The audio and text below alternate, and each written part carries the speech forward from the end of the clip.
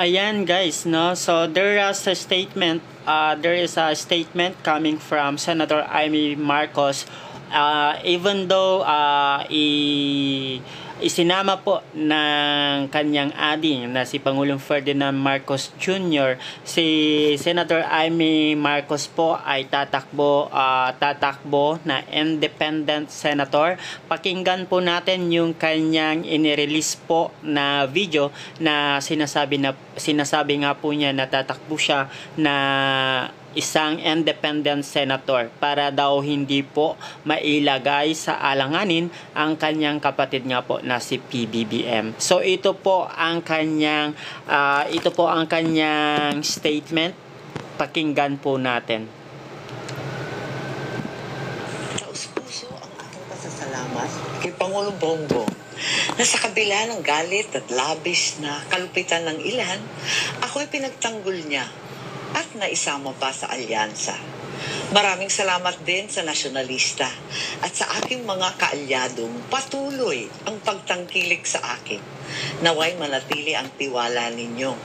35 taon nang nakalipas ngayong araw mula nung pumanaw ang ama ko.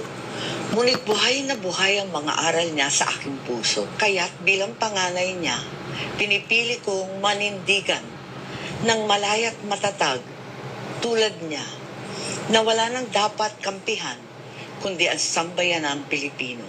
Hindi madaling tumayong mag-isa sa kampanya at sa politika. Ngunit yan ang pamana ng matanda sa akin.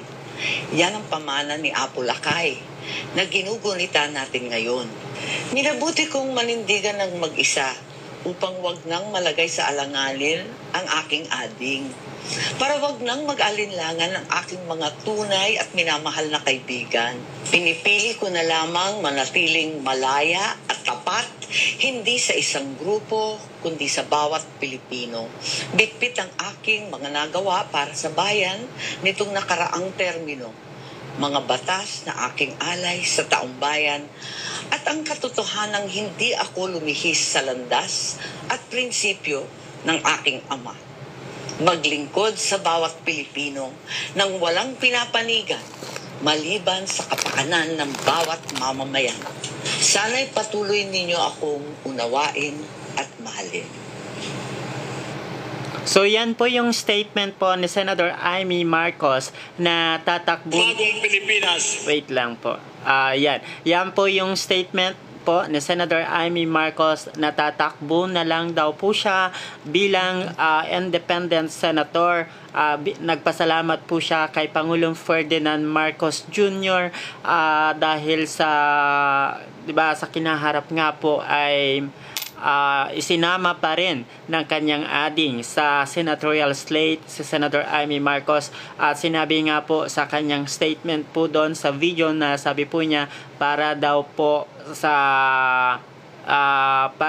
sa kapakanan ng kanyang ading at hindi na malagay sa alanganin ang kanyang ading at huwag na pong pagdudahan. So mananatili na lang daw po siya bilang independent senator. So yan po ay napakinggan po natin sa video po, no, o yung audio po na napakinggan nyo po dito sa ating live. So ayan, tatakbo si Senator Amy Marcos bilang independent para po hindi na malagay sa alanganin daw ang kanyang ading na ang ating pinakamamahal na presidente na si Bongbong Marcos Jr. So, ang hirap ng sitwasyon niya. So, sabi niya po niya, tatayo na lang daw po siya mag-isa, kahit mag-isa, haharapin niya. Maninindigan na lang po siya para sa sambayanang Pilipino. So, ayun po, yung super ate ng ating Pangulo na si Senator Amy Marcos.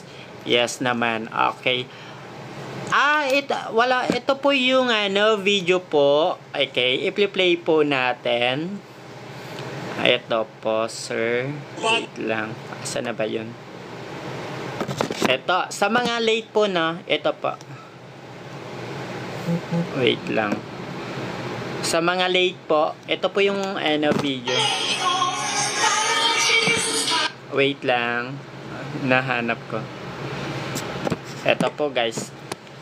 Taus-puso ang aking pasasalamat kay Pangulong Bongbong na sa kabila ng galit at labis na kalupitan ng ilan, ako'y pinagtanggol niya at naisama pa sa alyansa. Maraming salamat din sa nasyonalista at sa aking mga kaalyadong patuloy ang pagtangkilik sa akin. Naway manatili ang tiwala ninyo. 35 taon nang nakalipas ngayong araw mula nung pumanaw ang...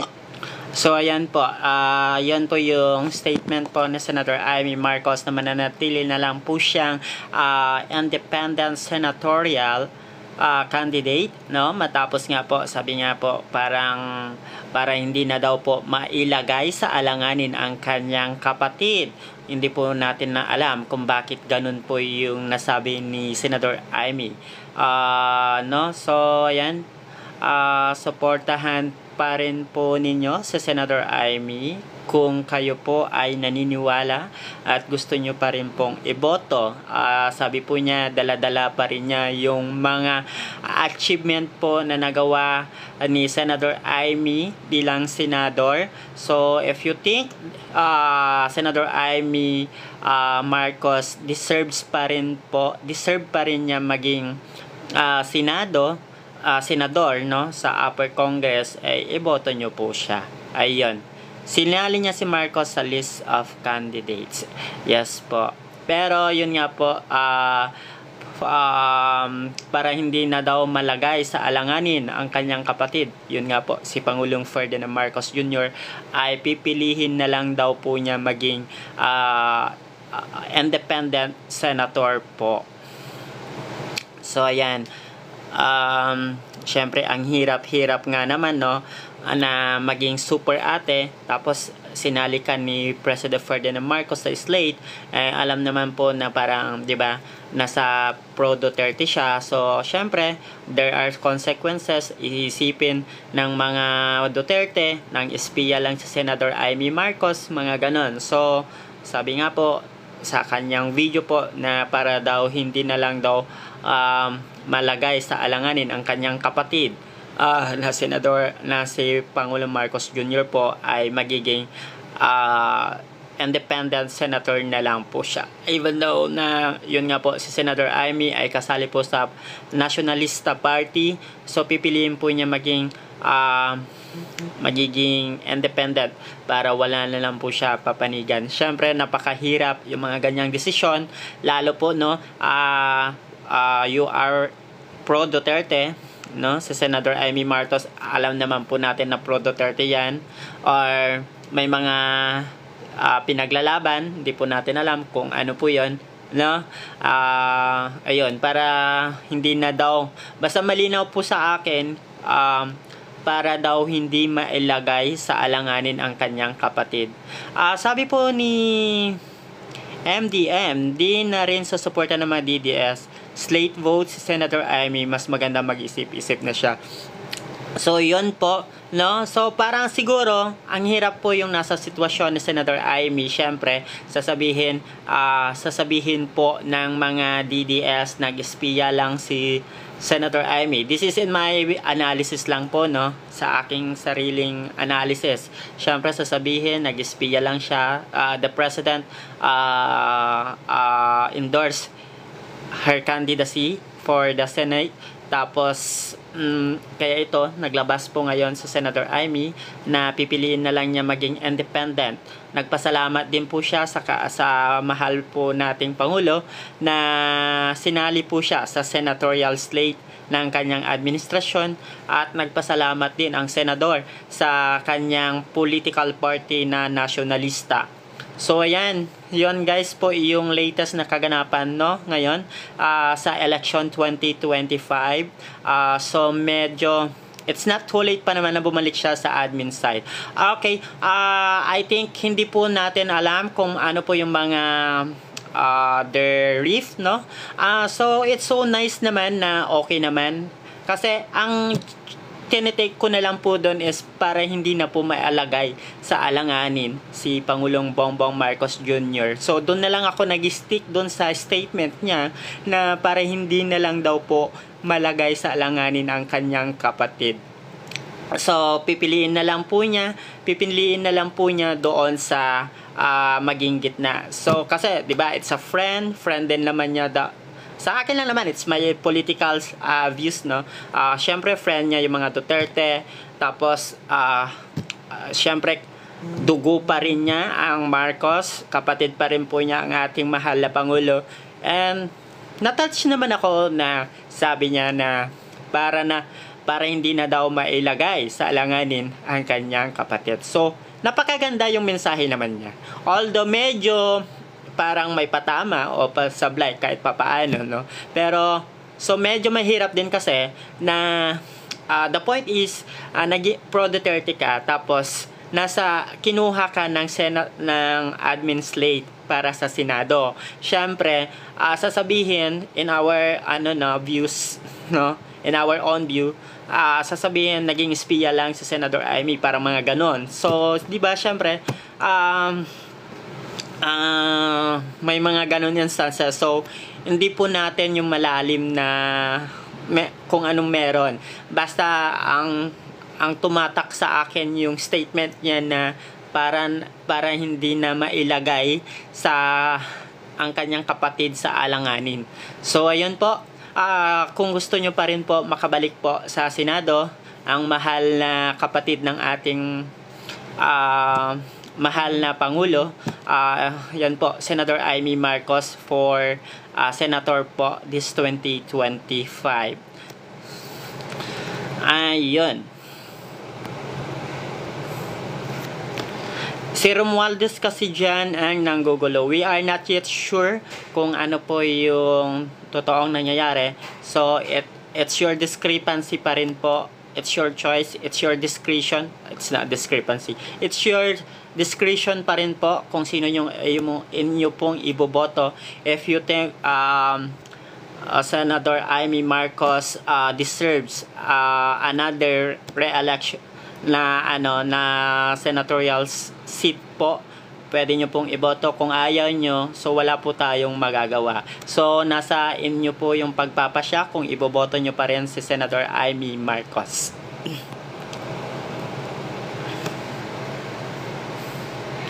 Sabi po, tumbling na slate po. Che, may Philip Salder pa, nakakadire. So, ayun. Sa mga, I think, 5 po sila sa Duterte slate. Puro magkakapamilya ata ang tatakbo doon. So, Baste Duterte, tatakbo ba yon? Ayan. So, magkakapamilya na po. Hello po, Dami on. Dame on. Tama ba? Dame on. So, ayun, no? So, parang ang mangyayari sa senatorial slate ng mga Duterte, 3 po silang Duterte. So, parang gagawin ng negosyo, char. tatlong Duterte ang tatakbo sa senador. There's no yet confirmation, no, kung totoo po yung mga balibalita. So, parang pinapakita po yung pagkaganid po nila sa kapangyarihan. Imagine, 3 seat ang gusto po nilang makuha sa upper Congress, which is the Senate nga po. So, di ba, makikita po natin na parang napakagahaman naman ang pamilyang to kung totoong 3 silang tatakbo na senators for 2025. So, doon pa lang makikita po natin na napakagahaman nila sa kapangyarihan. Kung totoo po nga yung balibalita na tatakbo sila na senador sa 2025. Well, abangan po natin yan hanggang October 8 po yung filing of candidacy for the national and local elections for 2025. So, medyo na-stress na yung mga politiko, no? So, kasi filing of candidacy is October 1 to 8 po para sa election 2025. Ayan po. Dutertes, kahit 10 pa sila, hindi ko sila iboboto. Sabi po ni MDM. Ayan po. Ayan po, sa mga paalala lang po sa mga hindi pa po nakarehistro at hindi pa po butante para po mabilang ang inyong mga boto, no? Kasi marami pong nakakalye survey na hindi naman butante talaga. So, ito na po yung chance nyo po. Hanggang September 30 na lang po ang pagpaparehistro sa election 2025. Punta lang po kayo sa malapit na COMELEC offices na malapit po sa inyo. Magdala po ng inyong mga valid ID. At least 2 po ata yung kailangan para po boto po kayo sa election 2025 na gaganapin nga po sa Mayo 12. So mag-start naman po yung gun ban sa January ata yon hanggang June 11. So ayan po ang latest na kaganapan ngayon sa election 2025. Medyo nagiging mainit na ngayon habang papalapit ang nasabing event kung saan nga po ito na po yung magsasabi kung ito daw yung parang pre-qualifying kumbaga sa midterm exam kumbaga sa tayo nag-aaral midterm exam tapos yung final sa 2028.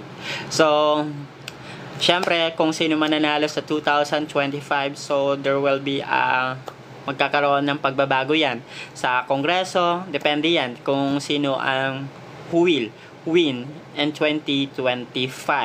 Is it the Team Duterte or the Team Marcos or the Team Makabayan? I think there is 3 teams. Meron din Makabayan Black. Meron din po syempre sa Team Marcos and Team Duterte. So ayan, so if you think the Marcos government what do you call this, fulfilling and giving us more our country to our fellow men, then just vote straight for the Team Marcos. Okay, I think everyone in the slate of senator of our president is all nice, especially Benhur Abalos. Of course, sa akin personal choice ko Abalos, Abby Binay. Ayan, Abby Binay and then Villar. Gusto ko ang Villar kasi I was there in Las Piñas. Tapos ang dami pala nila mga livelihood projects. So, I would choose Camille Villar and Abby Binay. Siyempre, of course, ang ating pambato ginawa po sa Mandaluyong po, no, si Secretary of Interior Local Government, na kung saan malapit na po siya mag-resign. Kailangan na po niya mag-resign kasi tatakbo siya sa bilang senador. So yan. Sir, mag-survey ka. I'm not doing that. Yo po. Yes. I'm not doing po survey. Sabi ko nga po, ang Kalye survey is selective, objective. Kasi kung magsa-survey po tayo, it's not credible. Kasi we are not sure that those people you interviewed are really a registered voter. So how sure we are that these people belong to the community? So if you want to show that this team is malakas, di ba? Kailangan mo i-edit yung video mo, ganito. So, it's very objective po to do a Kalye survey. Depende kung anong gusto mong ipakita sa video mo kasi yun. So, pwede mo siyang i-edit, unless, ganun din naman sa live. Kasi pwede mo naman, before you go to live, pwede ka nang nakipag-usap, di ba? Pwede ka nang nakipag-usap sa ibang tao. Kung sino yung kakausapin mo, you do a survey, and their answer. So, it's very subjective po. Ano po? Sa live mo mag-survey ka. I think naman po dito sa TikTok ko, nakatutok yung mga DDS. Kasi I think they are responsible. Responsible po nila ata tumutok sa mga Marcos page, sa mga pro-Marcos government. I think yun po yung analysis ko po, no, in my view. Nakatutok po yung mga DDS trolls, DDS supporters sa mga Marcos vlog, mga Marcos account para po i-bash. I think ganun po. Kasi yun nga po, ma'am, as I've said earlier nga po, very subjective, selective. We do not know kung sino po yung mga registered voters. So, it's not a reflection. So, if we do survey, then you could, di ba? You could do in your own. Kasi sabi ko nga po, di nga naman po, we could not sure na yun din po yung lalabas sa election 2025. So, we don't want to get involved in a mind conditioning to show that this team is mas malakas, this team is hindi malakas. So, we do not want to get involved na nagmamind condition po tayo. Yun po. Yan. Siyempre, ayon po natin na magkaroon po ng mind conditioning. Sinabi ko na po yung reason na very selective, how sure we are that these voters, that this TikTok account holder are genius. Ba? We could not. Ang dami na pong mga boasting services po ngayon. Again, sinabi ko na po, ma'am, kung paano po magiging selective. May mga na po ngayon, may mga boasting services. So, it's not reliable anymore to conduct. Tama po? It's hindi po siya reliable kasi may mga boasting services po ngayon. So, may mga autobots po. Gets nyo po? Gets nyo po yun? May mga boasting services. May mga autobots na po ngayon. Kung mapapansin po natin, ang dami po nun sa mga DDS. Meron parang sila mga autobots. Yan. Yun po yung clear. Anong ikinatatakot? Bakit? Sabi ko nga po, I don't want to get involved in mind conditioning. Ayaw po natin ng ganon. Sabi ko nga po, we are not sure that these accounts are genuine. Hello po, Joker ba yan? Joker. Yan po. Duterte is better. That is your opinion po. Well, for me, Marcos is more better than Duterte. That's it. I'm respecting your views. It's your political views. If you are a supporter of DDS, then okay, no problem. No problem. That's your views. Ba? Alangan naman na ipagpilitan ko yung akin. Ay magkakaiba po tayo. We have individual differences. We are unique in our own way. So I could not insist what my wants to you. Okay? Diwata Paris overload is better. Ayoko na mag-bash kasi sasabihin ni Diwata na masarap yung kanyang pares, pero it's not. Yan, DDS live service sa online pero hindi naman selective. Yun nga po, pambihira. Sabi ko na nga po, di ba? Hindi nga po natin madidetermine kung totoo nga po yun. Kasi pwede pong autobots. Pwede po kasi, di ba meron pong nag-offer ng mga boasting services? Meron po nag-offer ng boasting services. 'Di ba? Pag sinabi po natin na magla-live po tayo, before po ako umere, sasabihin ko, "Oy, mag-ano po ako magla-live survey po ako." So kailangan mga DDS dito comment po kayo. I will have a live survey. Gets mo po yung ibig ko po sabihin, ma'am, na it's objective.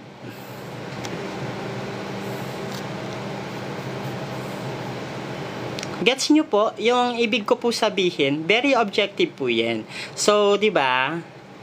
Kasi kung gusto mo, kunwari, DDS supporter ka, gusto mo ipakita na malakas ang Duterte, before you do a live, may nakakausap ka na grupo.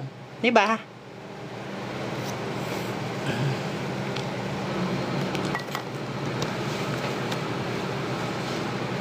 Sabi ko nga po, sir, kung gusto nyo pong palakasin yung ganitong group, pwede po yan. So, there are scenarios. Advance tayo mag-isip. Sabi ko po, I don't want to engage in a mic conditioning.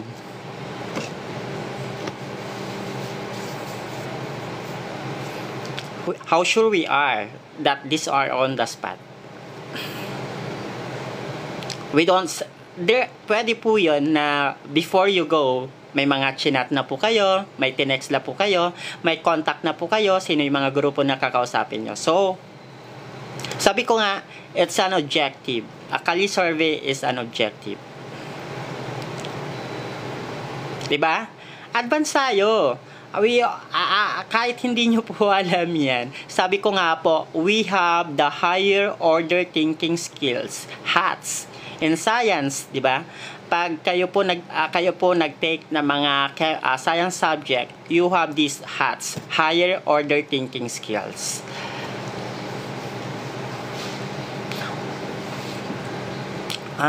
Okay. So, nandito na po yung mga trademark ng mga DDS supporter. So, lumalabas na po yung kanilang pagkabastos. Okay. Ayan. Dito muna makikita kung DDS supporter po kayo. Ayan po, you have that word. Pakibasa na lang po.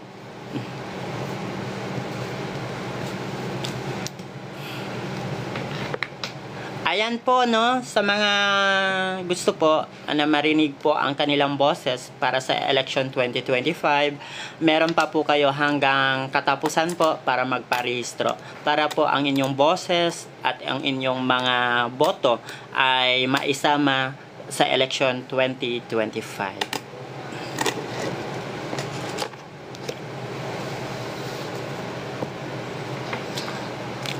Laganap na daw ang drug dito sa Pinas. Oo nga po sir, 'di ba? Yung latest po na report, meron nakuha po doon sa Davao City na naman. It's worth 792,000 if I'm not mistaken po. Sa Davao City po ulit. Ayan. Ayon po sa report ng philippinesstar.com, doon po nila nahuli sa Davao City. So, hindi po natin gagawa-gawa po yan. Ayon po yan sa philstar.com. Meron po sila na nasabat na worth 792,000 na illegal drugs po sa Davao City. Ayun, baka sabihin nyo na naman, sinisiraan po natin yung Davao. Ayan. Hindi ko po alam. Target po nila. Yun po yung balita eh.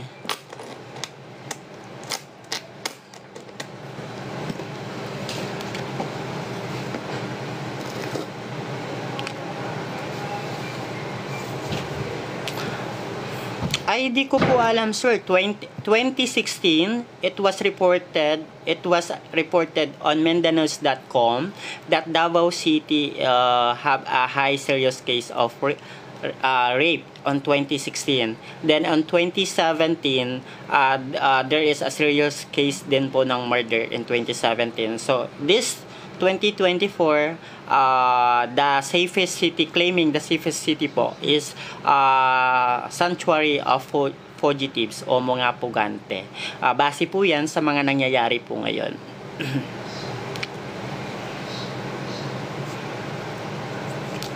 Ayun nga po, 'di ba, nakakapagtaka. Akala ko ba wala pong droga sa Davao? Bakit lagi po sa Davao?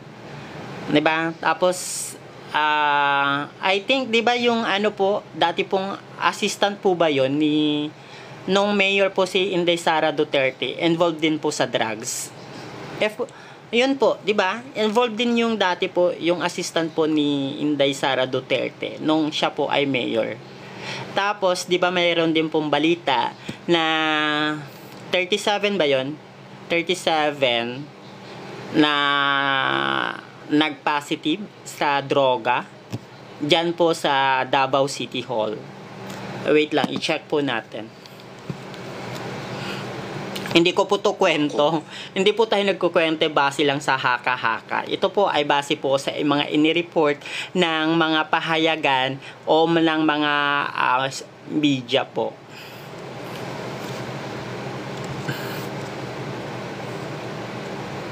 Mahirap po maggawa ng kwento, sir. We do not want to get involved in a cyber libel.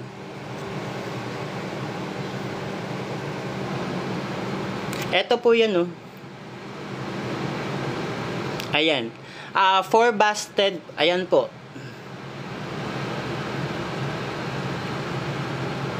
Mula po sa report ni John Onson ng philstar.com o ng Philippine Star, September 27, isinulat po bandang alas 6:23 ng gabi po. Ayan. Hindi po yan gawa-gawa, sir. No? Pag ako nag-post with reference po yan. I don't want to be sued with a cyber libel. Mahirap po gumawa. Di ba kayo mga didis, ang tatapang nyo? Ang tatapang nyo gumawa ng mga kwento. Ako never. Ayan, guys. Ito po yung sinasabi ko sa Davao City po.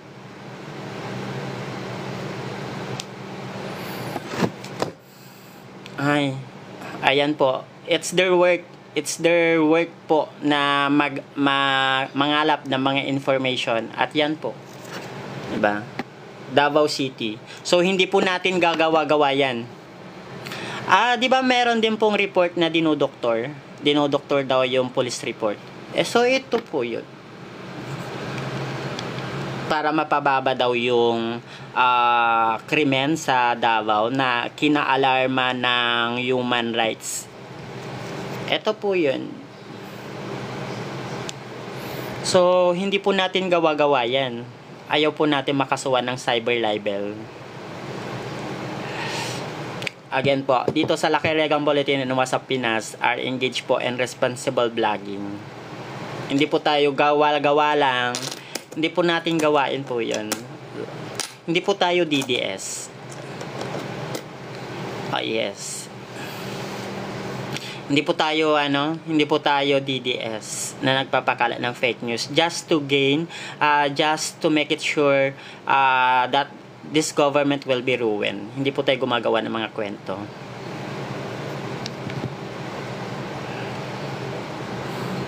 Asan yung fake news po dito? Ayan o. Just admit the fact po.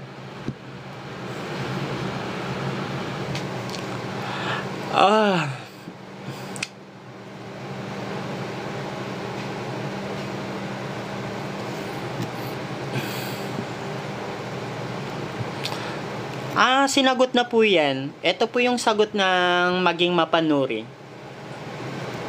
Ito po, sir. Pwede ba yun? Habang nakalive ako. Lalabas na to for piso. Wait lang.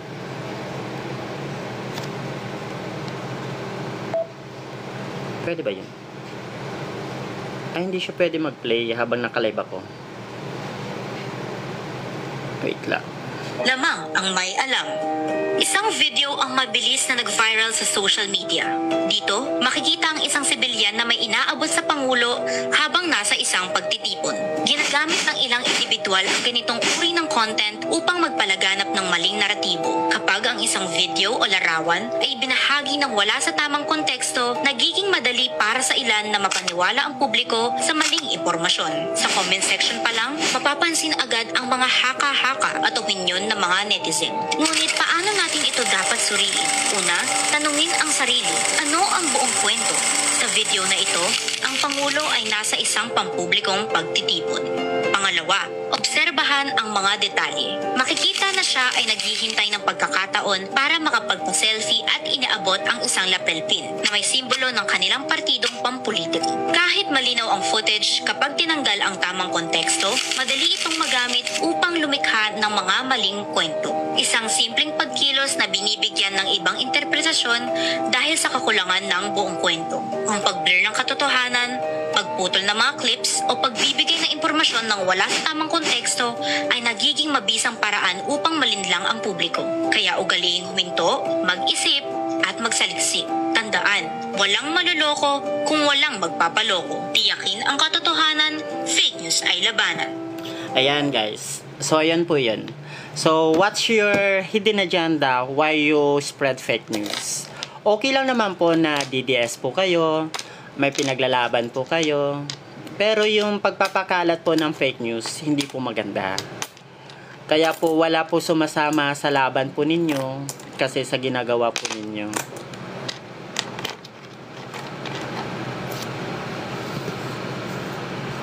Ayan.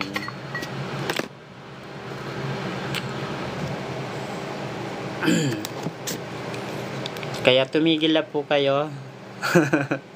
Yun nga po, sabi ko nga po, kung hindi ka pa rehistrado na botante at gusto mo marinig ay yung boses, please, pumunta na po kayo sa malapit po na COMELEC office. Magparehistro na po kayo to be heard your voice in the midterm elections po, no, on May 12, 2025. So ayan po guys.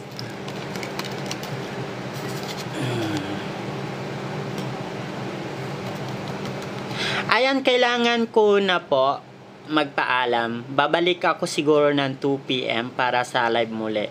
Ngayon, kailangan ko na po magpaalam, no, muna po sa aking live kasi may gagawin po ako. Babalik ako at 2 PM. Salamat po.